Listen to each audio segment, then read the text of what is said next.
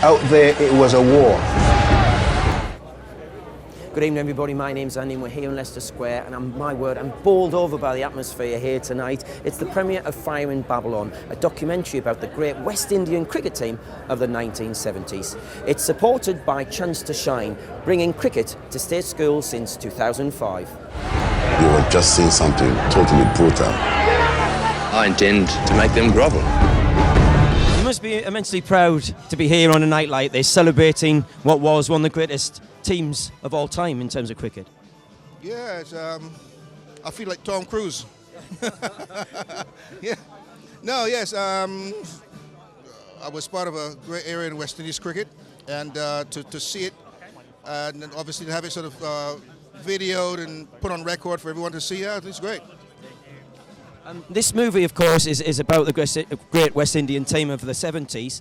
Are there any teams since then? If you were playing, say, for example, the Indian team of the last World Cup, how would you fare, do you think, in the current day against the modern teams? I think it would have been good competition. Good competition. We never took any team lightly, and I'm sure that they would have. We've been battling out pretty fierce. It unites a nation, cricket. Unites the West Indies, doesn't it? The cricket.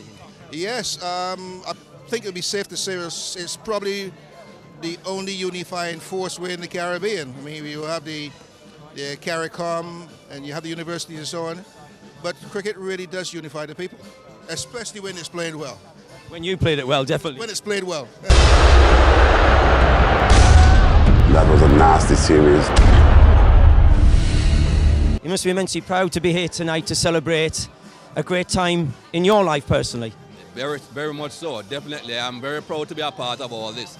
Obviously, I was proud to be a part of the West Indies team, and I'm very, very happy to see that it's now going recorded on film, so that youngsters coming up in the Caribbean today can watch it and see exactly what it meant to Caribbean people.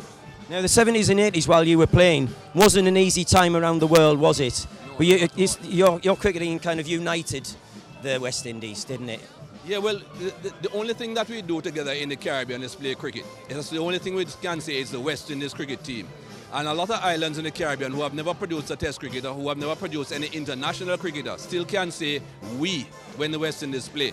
And we were very proud to unite all those people from islands living overseas in particular, and especially here in England, that they could identify with something that was winning and something that was good. I can remember Clive said, never again. If we can find some fast bowlers, let us see how well they handle it. Which match really stands out for you, apart from any of the others? Maybe two, and not because of my performances. I think that is more or less the circumstances that are. I say two is more than two. When you look at it, we went to Australia without the trophy, I think, in 1979 or 1980. And what actually happened is that we were embarrassed or we would have been embarrassed if we didn't level the series. Australia were leading 1-0, drew the second test, and on the evening of the third test match, on the fifth evening of the test match, when they were going to have the presentation, we didn't have the trophy.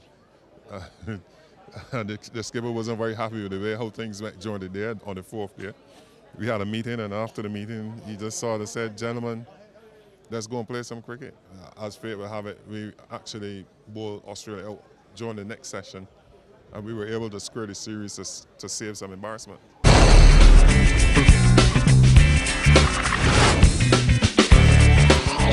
Oh, he's hit him. That may have broken his jaw.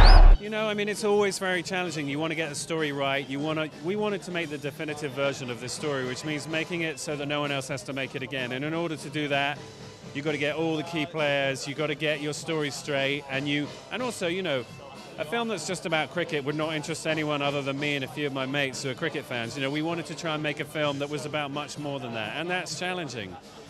Happily, from all the reactions that we've had so far, it seems like we've managed to do that.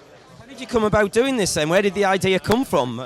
The idea came from our two exec producers, Ben Elliott and Ben Goldsmith, who approached myself and Charles Steele, who I produced the film with, and to ask us whether we'd be interested in making a film about the great West Indian cricket side. And of course, I'm a massive, massive sports fan. I'm a huge cricket fan. I used to watch this team when I was a kid, so to me it's like a no-brainer. Are you serious? Do I want to make that film? Of course I wanted to make it. Did it bring back any memories of the 80s for you especially? Well, definitely, and the 70s, I'm shocked to say. I'm that old. I was at the World Cup final when the West Indies beat Australia when Clive Lloyd got 101. I was at that game with my father and my brother. So, you know, like I said, I love sport, and so any chance to delve into the archives of a sport that you love and tell that story and meet the guys who played an essential part in it is really, for me, it's like that's, you know, something you can't, it's irresistible. John, why would we want to see this movie as a non-sports fan or a non-cricket fan, as a moviegoer? Why would we want to see it? Well, I mean, it maybe sounds like predictable that I would say this, but it's about much, much more than cricket. It's, first of all, you know, it's got an amazing reggae soundtrack, and also, you know, the backdrop of this film, the political backdrop, the social backdrop, both from a West Indian perspective, from a South African perspective, from an American perspective, and from a British perspective. You know, it means that there are lots of different elements to this story that make it genuinely entertaining. And I have to say, there have been a whole bunch of people, lots of them females, who have been dragged to previews of this film, kicking and screaming, and they have absolutely loved it. And that, to me, is a sign that you've done something right. An old saying is in football, it's more than a game. Well, in this case, it is, isn't it? Yeah, you know, I've made some films about football. In some respects, I'd say this film is much more than a game than football. Football has a social backdrop to it, but this film really has a significant social backdrop, and political, and cultural. So, yeah, it's more than a game, that's for sure. It wasn't going to take ordinary individuals to accomplish that. It's like a bullet. If there's something in front of it, you could be dead. It's very important to get the music right to recreate the era, isn't it, in this one? It definitely is, and I'm thrilled that Mr. Winwood's daughter is going to be my wife in September. So I first of all, I'm terrified to put a foot wrong. I'm the most unmusical person in the world, and I defer to the great man. What inspires you as a producer of a documentary like this to make up a documentary? This story, at the age of 9 years old, my father took me to the Oval, and it blew my head away. And since then, it's been part of what I think about all the time. I sleep. My girlfriend thinks this is a bit weird, with a picture of Malcolm Marshall, me at 11 years old, getting his autograph by my bed. These men inspired me, and I'm standing next to Michael Holding now. I mean, this is, one of my idols. How did you get them involved? How did you approach them? I think, and you have to ask them yourself individually, I think everyone knew there was a story there that needed to be told, and that was what made it easy to actually bring some of these guys together. I hope they're as proud of it as we are, and we were in Jamaica 3 weeks ago for the premiere, and it was an unbelievably exciting affair. How long did it take to put together? Because there's obviously a lot of archive footage to research, etc., isn't there? Yeah, this has taken about 3 years to put together, and like all great things, sometimes they take a long time to put together. So we did a lot of shooting actually in the Caribbean, and you're right, a lot of sifting through 20 years of archive. Who was your inspiration? Obviously a cricketing fan. Who was your inspiration growing up as a young man then? Well, I'm from I'm from Dorset, that long-forgotten English county, which doesn't have a county cricket team. So Hampshire was next door to me physically, and so Marshall used to play there. So he was sadly now no longer. Didn't Warren play for Hampshire recently? Yeah, he did later, but I was living in New York when Shane Warne came to grace Southampton and those places. So it's those legends of that era are my absolute heroes. I'm fair to say I was at the Friends Provident Trophy final when Durham beat Hampshire, so I'm sorry about that, Ben. I'm sorry to leave you on that note, but Collie's coming tonight. Paul Collingwood coming tonight? I think there's a lot of the guys coming along later. I'd love to speak to him. Well, thanks for speaking to us, Ben. Pleasure. Thank you. We were called the 4 horsemen of the apocalypse. If we can't take the heat, get out. You must be incredibly excited to see this movie about what was one of the greatest Test cricket teams of all time. Yeah, I am. I'm looking forward to it because I probably didn't realise what had gone on when I was younger in terms of the effect that they had on cricket, how much people dreaded coming up against this team. So, you've heard your stories of certain ex-players and, having 4 90-mile-an-hour plus bowlers coming up against you. There was no respite, but it'll be interesting to go in and see, and I'm going to enjoy the movie. How would you have fared against the big bird himself? We met him for the first time tonight. It was quite daunting, to be fair. Yeah. Well, look, it's. I guess everything's all relative to the era that you're playing in, and you know, I can imagine back then, as I said, having 4 90-mile-an-hour plus bowlers, it would have been a daunting task coming up against these guys. So, yeah, look, you would like to think that you would do okay, but I doubt it, to be honest with you. I think half the battle is pretending that you're not too scared. I think that's half the battle. I've got to ask you, how do you think Sunderland's going to do next season? Because we've just survived this one. How do you think we'll do next year? I would disagree with you and say we've just survived.